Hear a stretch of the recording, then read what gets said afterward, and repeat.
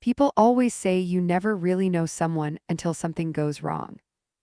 I used to think that was just one of those things older people say, the kind of line you nod at politely and then forget about 2 seconds later. Like a fortune cookie nobody really reads.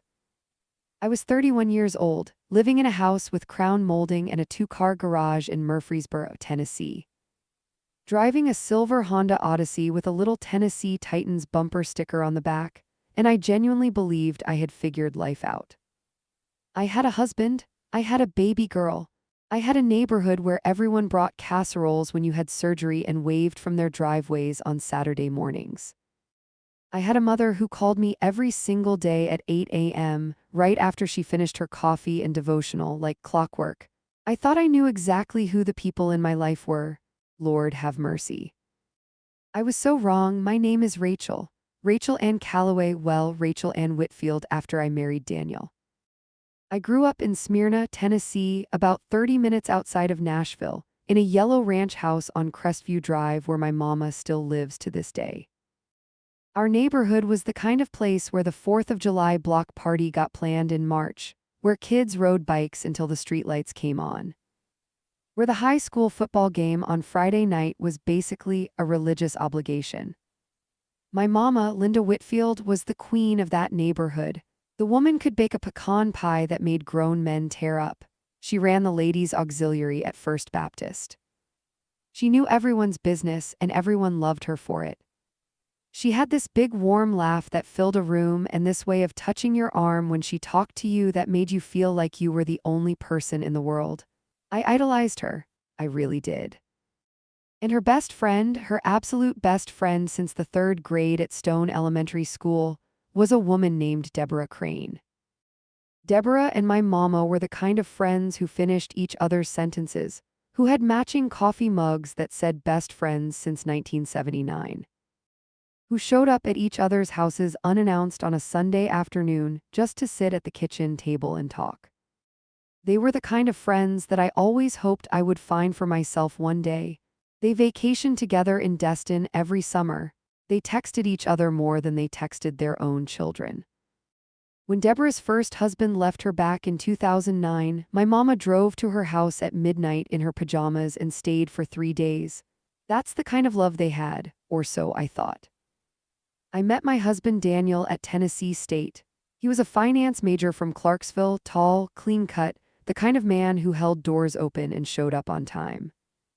His family were good church-going people. His dad, Gerald, ran a small HVAC company that had been in the family for 30 years, and his mama, Patricia, taught 3rd grade at a public school and wore cardigans with apple embroidery.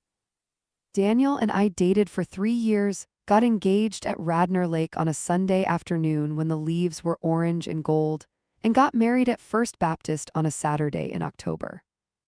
It was the kind of wedding that shows up on Pinterest boards. White roses, string lights, a live band that played Can't Help Falling in Love while we danced. My mama cried so hard she had to fix her mascara twice. Deborah was in the front row, of course she was. We bought our house in Murfreesboro 2 years after the wedding. A 4-bedroom colonial on a cul-de-sac in the Stonebridge community, HOA, neighborhood pool, the whole deal. We painted the nursery a soft sage green before we even got pregnant because Daniel said he wanted to be ready. I worked as an office manager at a pediatric dental practice on Medical Center Parkway, 3 days a week, which felt like the perfect balance. Daniel's job at a financial advisory firm downtown meant he made enough that I didn't have to work full-time, which was a blessing I never took for granted. We tried for 8 months before I got pregnant. I know 8 months isn't very long in the grand scheme of things, but when you want something that badly, every month feels like a year. I took the test on a Tuesday morning in February, alone in our master bathroom, sitting on the edge of the tub, and I started crying before the second line even finished appearing. I called my mama first. She screamed so loud I had to hold the phone away from my ear.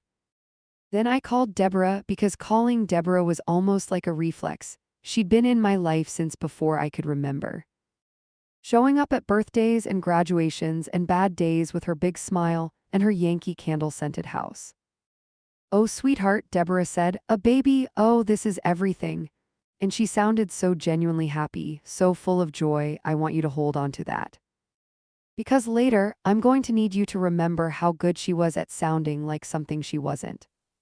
My pregnancy was normal, healthy, blessedly boring in all the ways you pray a pregnancy will be. I craved Sonic slushies and Cracker Barrel biscuits. I decorated the nursery with a woodland animal theme, little painted deer and foxes, a wooden name sign over the crib that said Emma. Yes, we found out the sex.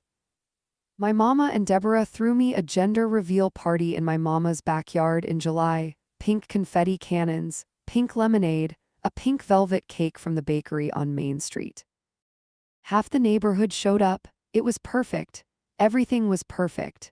Emma Rose Calloway was born on a Saturday morning in October, exactly 2 years and 1 week after our wedding anniversary. She came into the world at 6:47 a.m.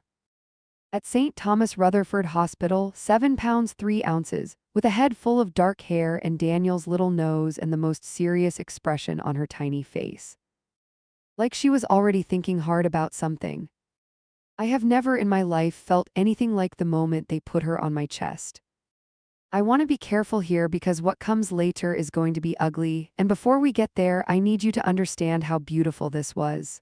How whole. I looked at that baby girl and I felt every cell in my body rearrange itself around her. I would have walked through fire for her in the first 5 seconds. Daniel was crying, actual tears rolling down his face, and he kept kissing my forehead and saying, "You did it, Ratch. You did it," and the morning light was coming through the hospital blinds in long gold stripes, and I thought, this is what I was made for. My mama and Deborah were in the waiting room, both of them. They had been there since 4 in the morning because I'd called when I went into labor and Mama said, "We're on our way," and Deborah said she wasn't letting Linda drive alone in the middle of the night. When the nurse came out to get them, they came in together, side by side like they always were. Mama was wearing her pink housecoat and a pair of sneakers she'd clearly thrown on in a hurry. Deborah had a full face of makeup on, which, looking back, seems a little odd for 4 a.m., but I didn't think anything of it then. They both cried. They held Emma. They took photos.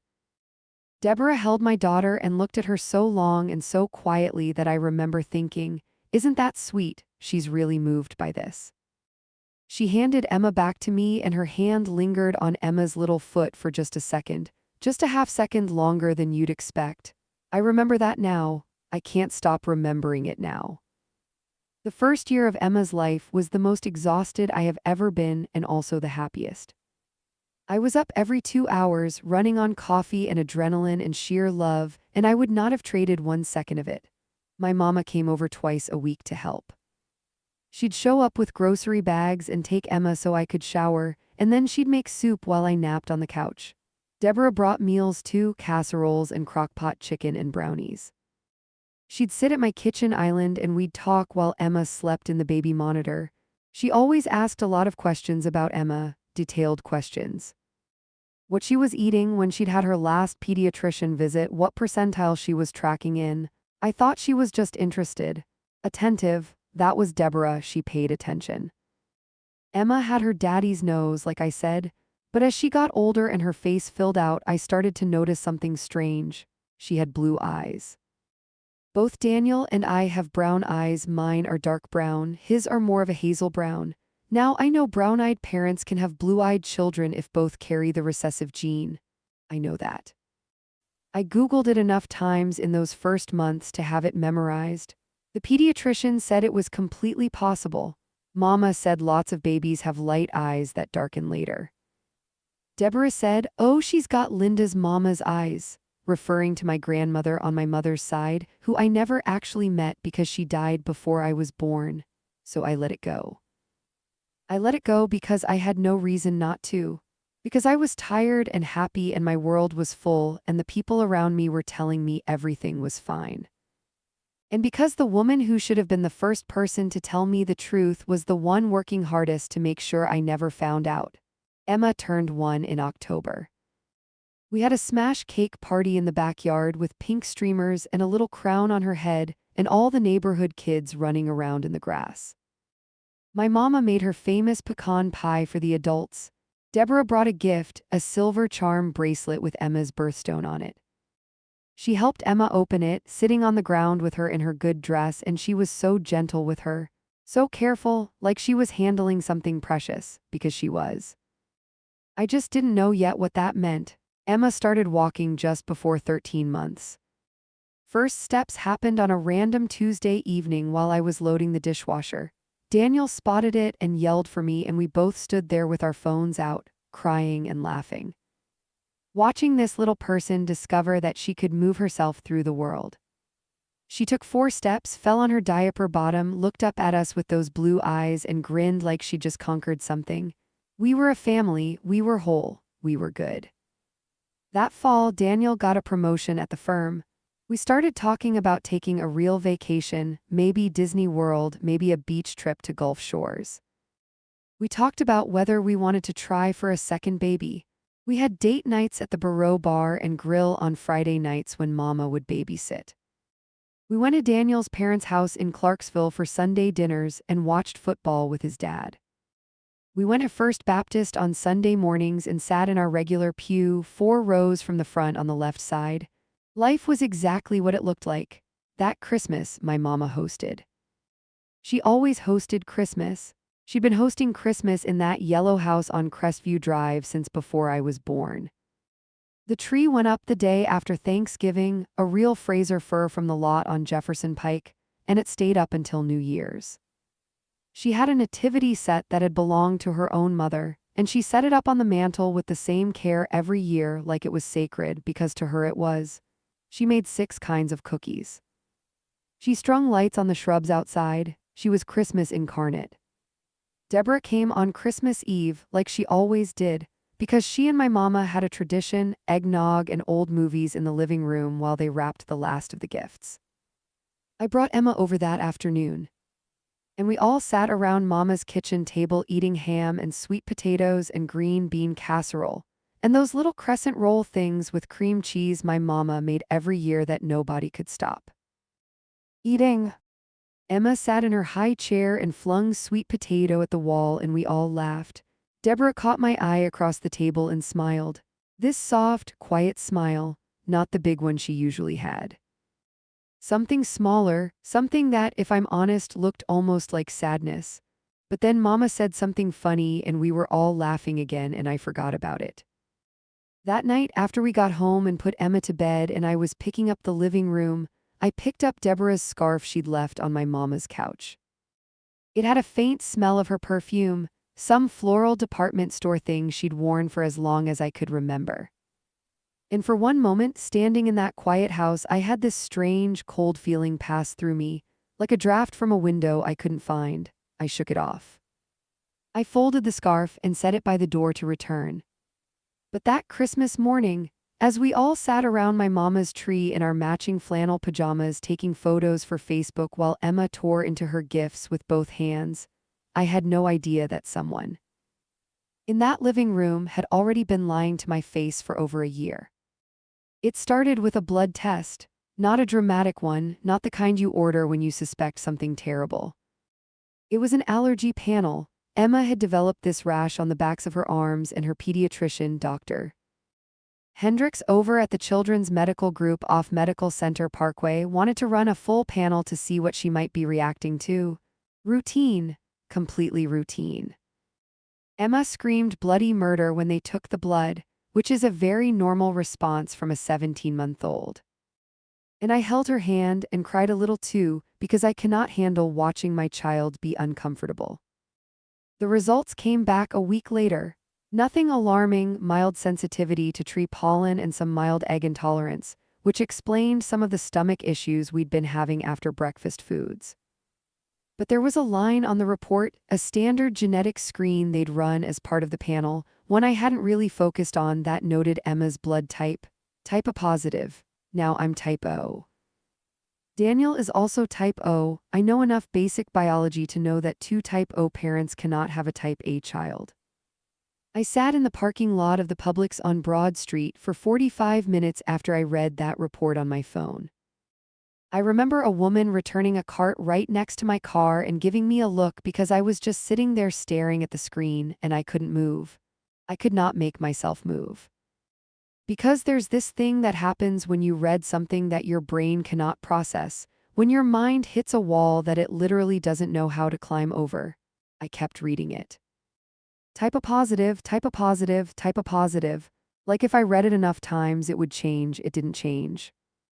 The first place my brain went, because I am human and because it was the most obvious explanation, was Daniel.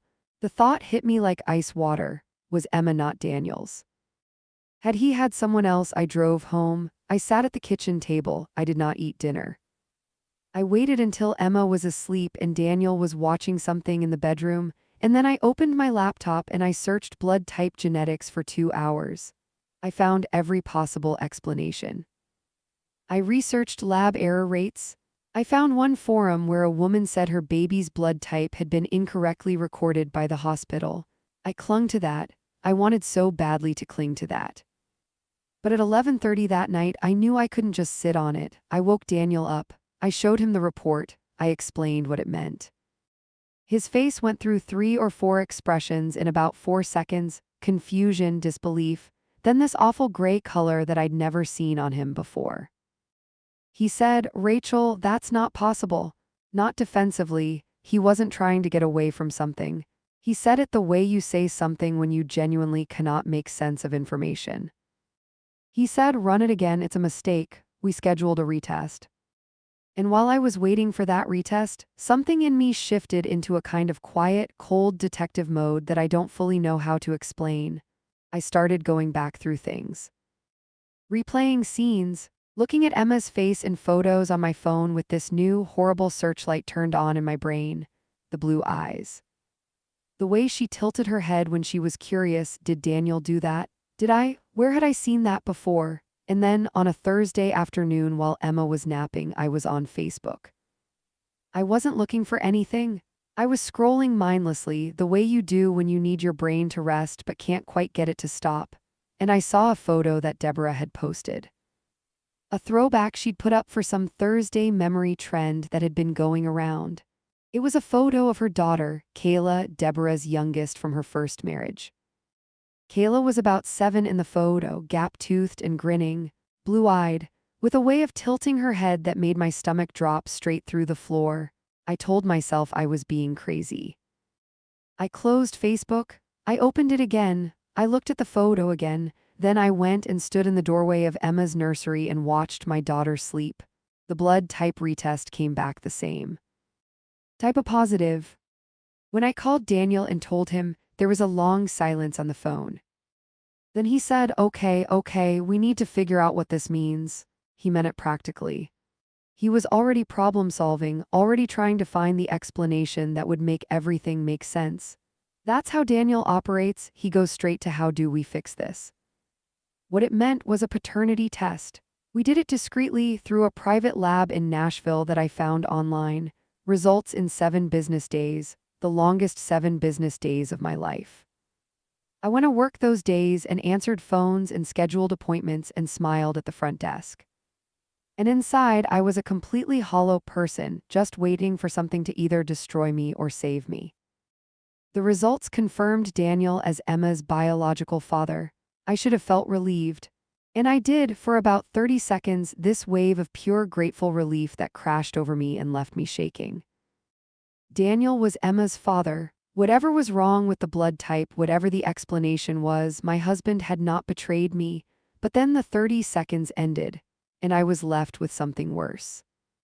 If Daniel was Emma's father and Emma's blood type could not come from Daniel or from me, then there was only one possible explanation left. Emma was not my biological daughter. I want you to understand what that sentence did to me. I want you to really understand it. Emma was not my biological daughter, the child I had carried. The child I had labored for 17 hours to bring into the world. The child whose first steps I had watched and whose laugh was the best sound in my life, and whose little hand wrapped around my finger every night when I put her to bed. The baby I had held in that hospital room with the morning light coming through the blinds. Not biologically mine. I sat in my car outside a Target on a random Wednesday afternoon and I screamed. I screamed once loud and ugly, and then I pressed my hands over my face and cried until I couldn't breathe. A woman with a cart full of grocery bags walked past my window, and I didn't even care. I did not care about anything except this enormous, impossible, shattering thing that was happening inside my chest. Then I stopped crying. Because the question that was behind all of this had begun to form itself into words. If Emma is not my biological child, then who is? And how did this happen? And who knew? I went home. I waited until Emma was in bed and Daniel had fallen asleep. He'd been taking Benadryl at night because of his allergies and he was out by 9:30. And then I sat at the kitchen table with my laptop and a glass of sweet tea, and I started thinking through every possible explanation. Because my brain was done grieving for the night and had apparently decided to become a detective instead. A baby swap? The only way a baby could not be my biological child while still being Daniel's is if the babies were switched at the hospital. And for it not to be an accident, because hospital baby switches, while not unheard of, are extraordinarily rare, and the circumstances of this specific one were too pointed. Too particular for it not to be an accident meant someone did it on purpose. Someone at that hospital, or someone who had access to that hospital, or someone who was in that hospital on the day Emma was born. I thought about who had been there. Daniel, me, my mama, Deborah. I thought about Deborah holding Emma's foot just a half second too long. I thought about Deborah's daughter Kayla with the blue eyes and the way she tilted her head. And I thought about something I had almost completely forgotten, something so ordinary at the time that I hadn't given it a single second thought. Deborah had been at that hospital on a different day that same week. A few days before Emma was born, she'd mentioned she was going to visit someone. I'd assumed it was a church friend recovering from something. I hadn't asked. I hadn't needed to ask because Deborah was always visiting someone, always being generous with her time, and it hadn't occurred to me to wonder anything about it. What if it hadn't been a church friend? What if Deborah had had a baby that week? I opened Google. I sat there for a long moment, then I typed Deborah's name and the word pregnancy. Nothing public. But Deborah was a private person in many ways. She kept Facebook for church announcements and family photos, not personal news. She had been heavier in those years, the years around Emma's birth. I'd never questioned it. Women gain weight, women's bodies change, and if she'd wanted to hide a pregnancy, she could have. She absolutely could have. I lay awake until 3 a.m. turning this over, every angle, every piece. And by the time the sun started to come up over the backyard fence, I had arrived at one terrible conclusion. Deborah Crane had had a baby. She had wanted to keep it secret for some reason, I didn't know why yet. And my mama who had been there at the hospital, who had known Deborah since the 3rd grade, who told me she would walk through fire for her best friend, had somehow, some way been involved in switching those babies. I didn't have proof, not yet, but I knew. I knew the way you know when the floor is about to give way under you, not because you can see the crack yet, but because you can feel it in your feet. The next Sunday at church, I sat in my usual pew and I watched my mama. She was in her seat a few rows up, singing the opening hymn, her voice loud and clear the way it always was. She was wearing her navy dress with the white buttons. Her hair was freshly set. She waved at 3 different people on the way to her seat. She was exactly the person she had always appeared to be. I sat there and I watched her and I felt something I had never felt in 31 years of loving her. I felt afraid of what she knew. After the service, there was coffee hour in the fellowship hall, and I pulled my mama aside behind the dessert table where no one could hear us clearly. I said, "Mama, I need to ask you something." And she said, "Of course, sweetheart, what is it?"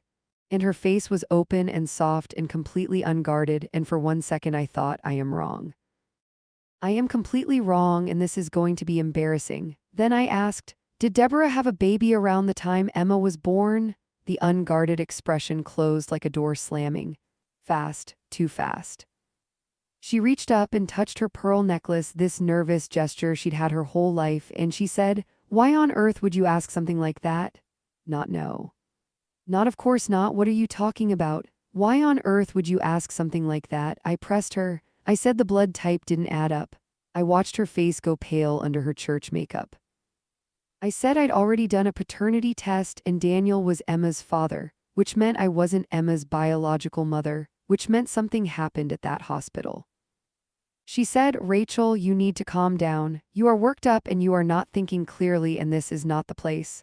I said, Mama. Tell me the truth. And she looked at me, really looked at me for a long moment with this expression that I had never seen on her face before. It was grief. Real, deep, cracking grief. Not the grief of someone about to confess, the grief of someone who has been carrying something enormous for a very long time and has always known the day would come when they couldn't carry it anymore. She said, not here. That afternoon, I left Emma with Daniel and I drove to my mama's house on Crestview Drive for the first time in my life not wanting to be there. She had a pot of coffee going. She sat across from me at the kitchen table where I had done homework and eaten Christmas cookies and cried over breakups and celebrated good news for 31 years. And she told me Deborah had been having an affair for over 2 years with a married man, a man whose name I didn't know, a man who had no intention of leaving his wife, a man who had made clear he wanted nothing to do with any baby. When Deborah found out she was pregnant, she was 51 years old, unmarried, and terrified. She couldn't have an abortion, it went against everything she believed. But she also wouldn't raise a child alone at 51, while her affair partner denied the baby was even his. She was ashamed. She was afraid her church community would find out. She was afraid her older children, she had 2 grown kids from her first marriage, would be humiliated. She was in a complete panic. And she had gone to my mama. My mama, who had always fixed things, who had always known how to make hard situations somehow manageable, who loved Deborah like a sister and could not stand to see her suffering. My mama, who had an idea that she described to Deborah in the small hours of a February night, an idea that was so wrong, so devastating in what it would mean that even as she proposed it, she knew it was wrong. But she did it anyway. Here is what they did. Deborah went into labor 48 hours before I did. She delivered at the same hospital, St. Thomas Rutherford, and the delivery was fast and private. She'd told no one. My mama was there. Deborah held the baby, a girl, healthy, 7 pounds, dark hair, and then she handed her to my mama because she said she couldn't do it. Couldn't look at her and then give her away. My mama held that baby girl. And 2 days later, when I went into labor and Daniel drove me to the same hospital, my mama was in the waiting room with Deborah. I don't know the full mechanics of what happened in that hospital. I don't know who was paid or who was misled or whether it was simpler and more careless than that. What I know is that when I delivered Emma, my mama was one of the first people in that room. And somehow, the child placed in my arms was not the child I had just delivered. She was Deborah's daughter. My biological daughter went home with Deborah. Mama was crying by the time she finished. Not quiet tears, real, ugly, shoulder-shaking crying. She said she thought she was doing right by everyone. She thought Deborah's baby would have a better life with me. She thought she was giving me a daughter and giving Deborah's baby a real family. She thought, and this is the part that broke something in me permanently, she thought that love would cover it. That I would love that baby so much it wouldn't matter whose biology she carried. That in the end, it would all work out. She reached across the table and put her hand over mine. I pulled my hand away. I had never pulled away from my mama's hand in my life. She said, Rachel, please. I said, where is my daughter? Silence. She knew what I meant, my biological daughter. The baby I had actually delivered on that October Saturday morning at 6:47 a.m. The baby with Daniel's nose that I had never held. The baby who had spent 17 months being raised by Deborah Crane on the other side of Murfreesboro. My mama closed her eyes and said, she's safe, she's healthy. She's loved. That is not what I asked you. Rachel, I stood up from that kitchen table, that table I had sat at my entire life, and I picked up my purse and I walked out of my mama's house and I sat in the driveway in my minivan for 12 minutes because I didn't know where else to go. I didn't know what to do with my body. I called Daniel and when he answered I said, I need you to come to Mama's. I need you to come right now. And something in my voice must have told him not to ask questions because he just said, I'm coming, and hung up. Daniel arrived 15 minutes later. I told him everything in the driveway, standing next to his truck in the November cold with our breath coming out in white clouds. I watched the color drain out of his face. I watched him grip the side mirror of his truck like he needed something to hold on to. When I finished, he was quiet for a long time. Then he said, we need an attorney. That night back home, after Emma was in bed, after I had put Emma to bed with her usual routine. Her bath and her story and her song and her little arms around my neck, I sat on the edge of my bed and I thought about what came next. Because that's what you do when your world collapses. Eventually you stop falling and your feet hit the bottom and you have to decide which direction to walk. I thought about my daughter. The one I'd never met, I didn't even know what she looked like. Deborah had named her, I didn't know what name. I had no idea what she liked, what made her laugh, whether she was afraid of loud noises or loved music or reached her arms up when she wanted to be held. I had carried her. I had delivered her. And I had never known her. I thought about Emma, the child asleep down the hall who was my daughter in every way that had ever mattered for 17 months, who called me mama, whose laugh was the most beautiful sound I had ever heard, who belonged to me in a way that no DNA test could quantify. I pressed my hands over my face and I breathed.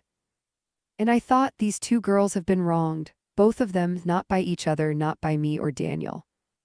By adults who made a decision in the middle of the night that rearranged their entire lives without their knowledge or consent. And someone needed to make that right. The question was how. That night, sitting alone on the edge of our bed while Daniel paced the hallway outside trying to hold it together, I made a decision. I pulled out my phone and I called Carla Morrison, a family law attorney in Nashville whose name I'd gotten years ago from a woman at church who'd had a very complicated custody situation. I had her number saved because that's the kind of person I am. I save things just in case. I had never thought I'd need it. I called her at 9:15 on a Sunday night and I told her everything. She was very quiet throughout. When I finished, she said, "Are you somewhere safe right now?" And I said yes. She said, "Good, don't talk to your mother or Deborah Crane again until we speak in person. Don't put anything in writing, come to my office tomorrow morning." "Okay," I said. "Rachel," she said, "I'm going to help you." And I hung up and sat there in the dark and breathed and breathed and breathed, because I was done grieving, and I was done being the person things happened to. Let me tell you something about the quiet kind of strength. Not the loud kind, not the throwing dishes or posting a screaming Facebook status or confronting someone in the church parking lot in front of a congregation. Not the anger that burns hot and fast and leaves you empty. I'm talking about the kind of strength that settles into your bones like cold water and makes you very, very still, very clear. The kind of strength that comes after the crying is done and your feet touch the bottom and you start walking. That's what I found in those weeks. I met with Carla Morrison on a Monday morning at her office in downtown Nashville. She had a calm, professional manner that I immediately trusted, and she listened to every word I said with this focused attention that made me feel, for the first time in days, like I was being taken seriously by someone whose job it was to actually help me. I brought the blood type reports, I brought the paternity test results. I brought a timeline I'd written out by hand on a legal pad, every relevant detail I could remember in chronological order going back to Emma's birth. Carla looked at it all for a long time. Then she took off her reading glasses and said, "This is one of the most serious cases I have ever been brought. What your mother and Deborah Crane did constitutes fraud, identity deception, and in all likelihood criminal conduct under Tennessee state law. And the civil implications for you, for both children, for custody of both minors are significant. We need to move carefully and we need to move completely." She walked me through what the process would look like. There would need to be DNA testing on both children, a court-ordered panel confirming the biological relationships of all parties. We would need to document the timeline of events as thoroughly as possible. We would almost certainly be looking at a family court proceeding of some complexity, since there were two children, two families. in a biological situation that the law had never set up a neat, clean process for.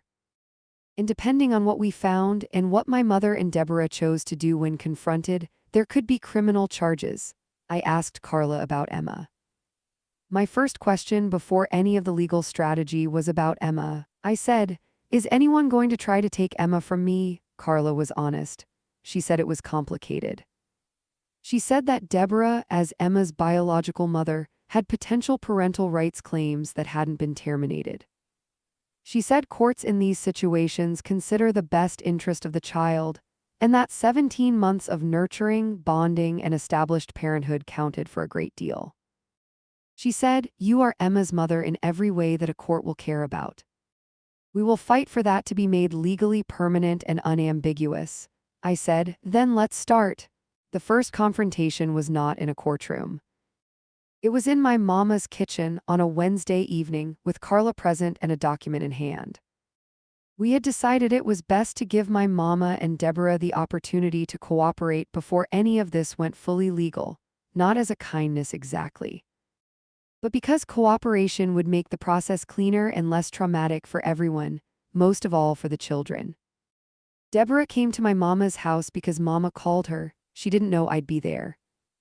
She walked in wearing her coat still on, expecting a conversation between the two of them, and she stopped cold when she saw me sitting at the kitchen table. She said, "Rachel," I said, "Sit down, Deborah." She sat down, her face had gone white. She didn't look at my mama, she looked at me, and in her eyes was something I hadn't expected, not defiance. Not anger, pure, bottomless guilt. I let Carla do the talking at first, the legal part, the what happens now part. Carla explained that we had documentation, we had the paternity testing, we had enough to go to family court and potentially to the district attorney's office.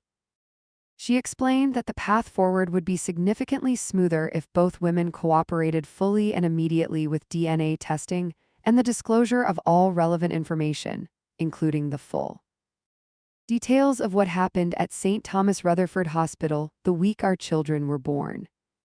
My mama started crying almost immediately. Deborah did not. She sat very still with her hands folded on the table, and when Carla finished, she looked at me for a long time.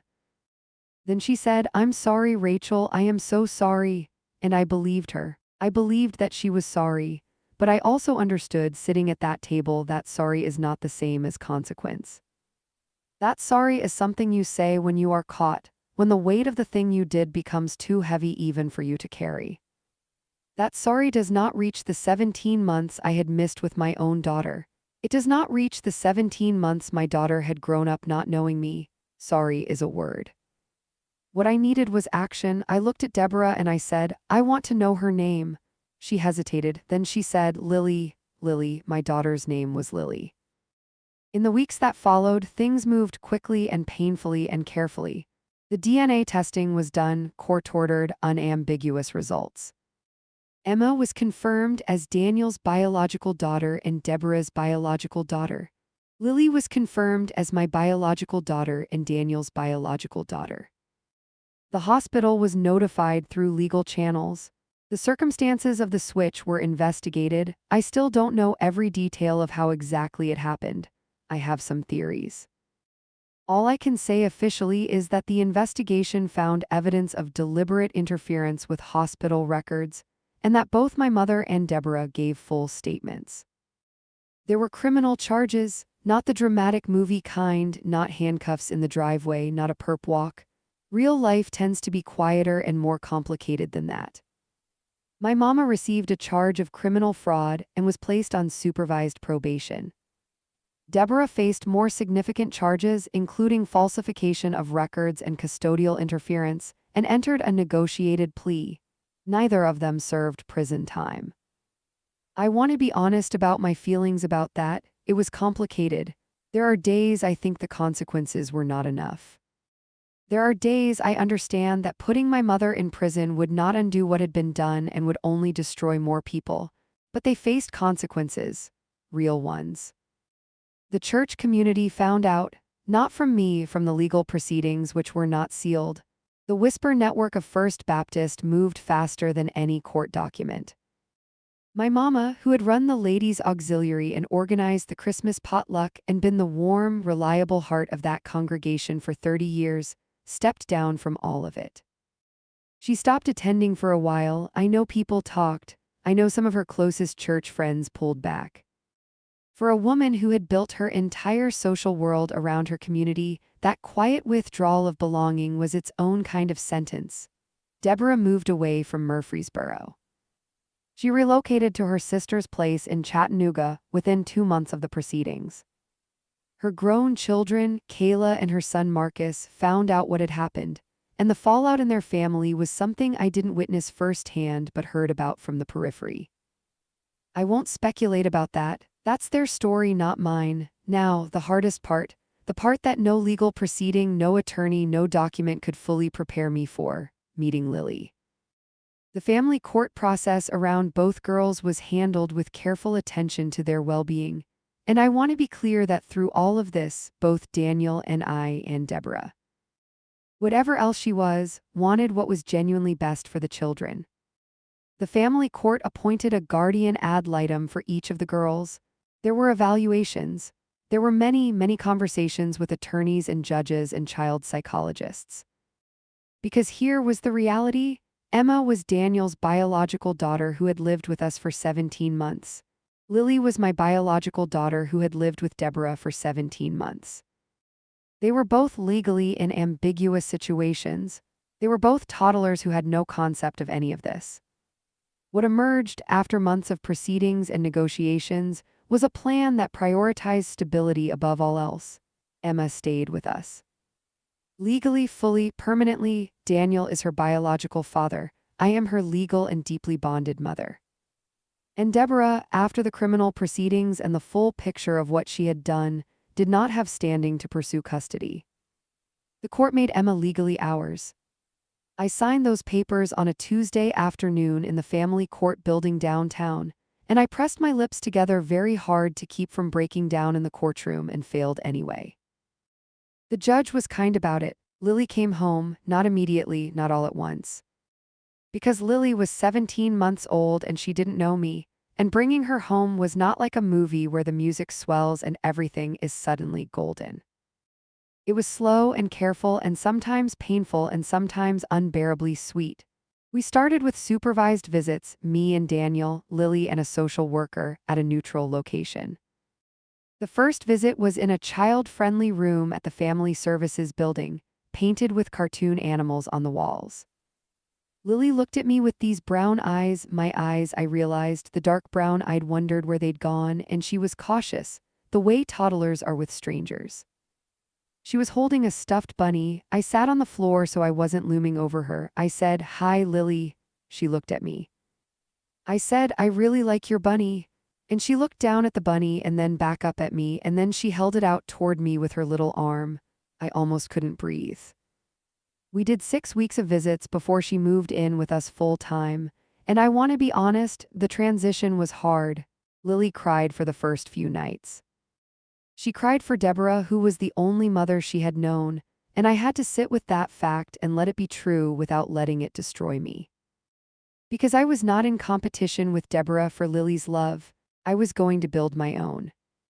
Slowly, steadily, in the way that actual love is built, not through biology or circumstance or legal documents, but through showing up every single day.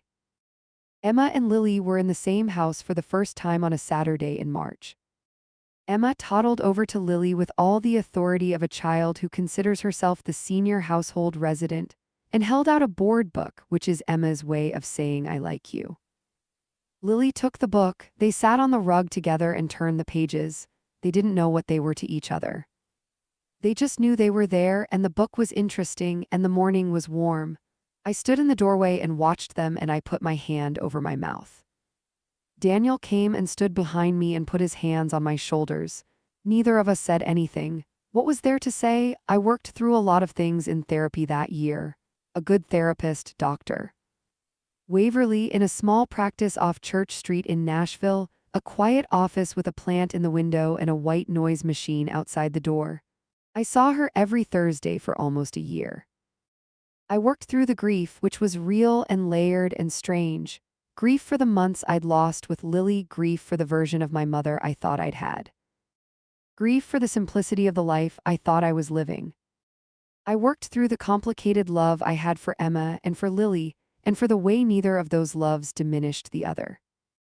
I worked through my anger at my mama, which was enormous and which I had to figure out how to carry without letting it eat me whole. My mother and I, our relationship today is not what it was. I want to be honest about that. The warm, daily, unconditional mother-daughter connection we'd had my whole life, that's changed. It had to. She did something unforgivable in the literal sense. I don't think it's something I will fully forgive in the conventional way, as in let go completely and feel nothing about. But I have chosen not to let it be the only thing. She is still the girl's grandmother. She is allowed supervised visits.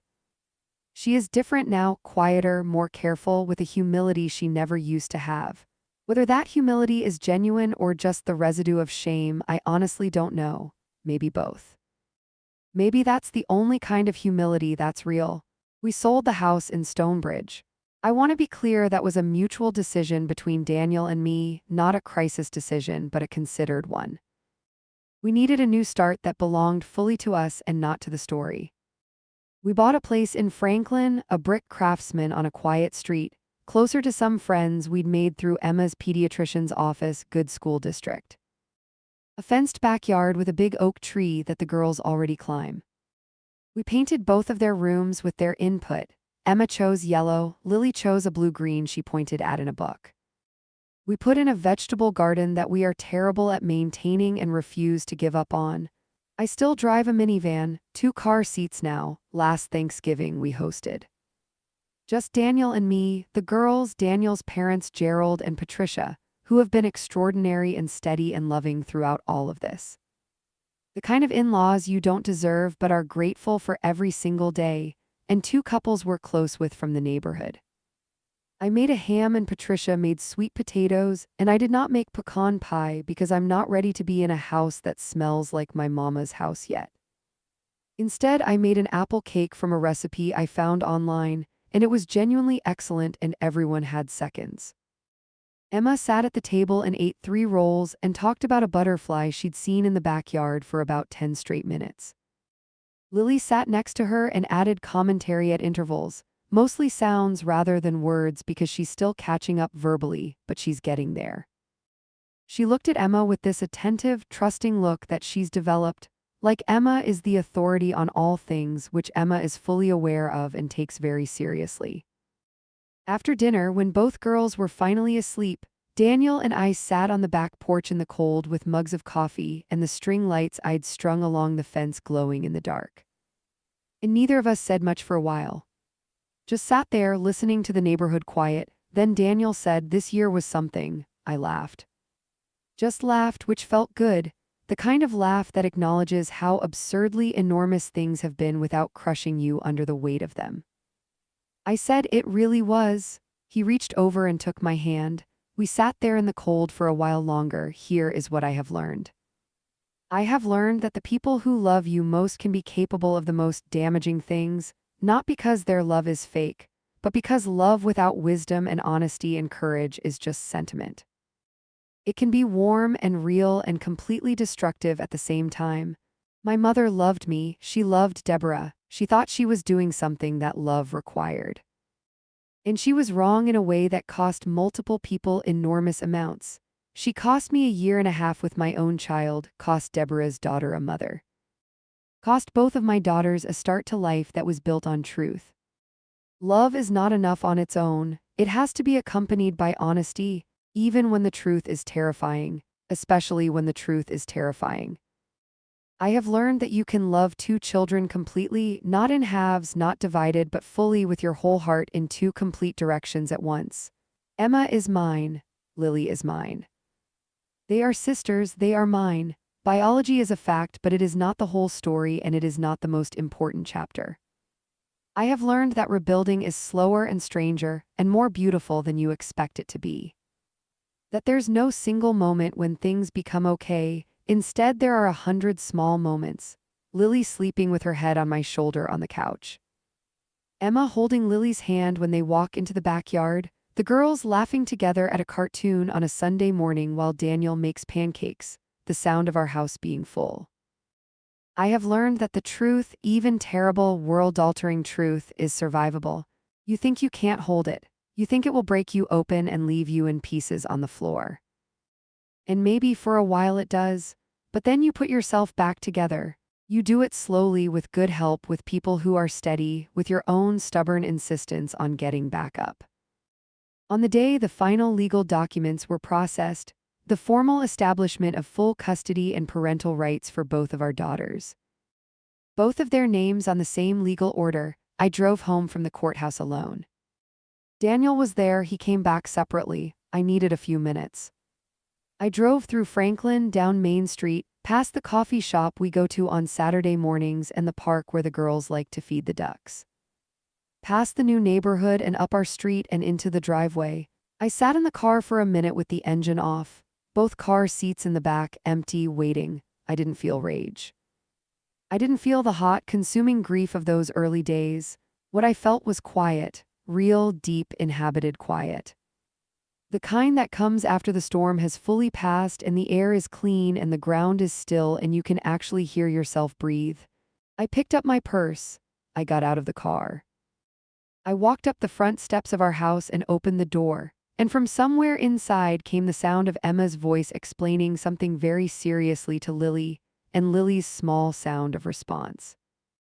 And Daniel saying something in the kitchen that made Emma laugh. I stood in the doorway and I let it wash over me. This is what I built, not what I inherited, not what I was handed by someone else's choices, what I chose, what I fought for, what is mine, real. American earned,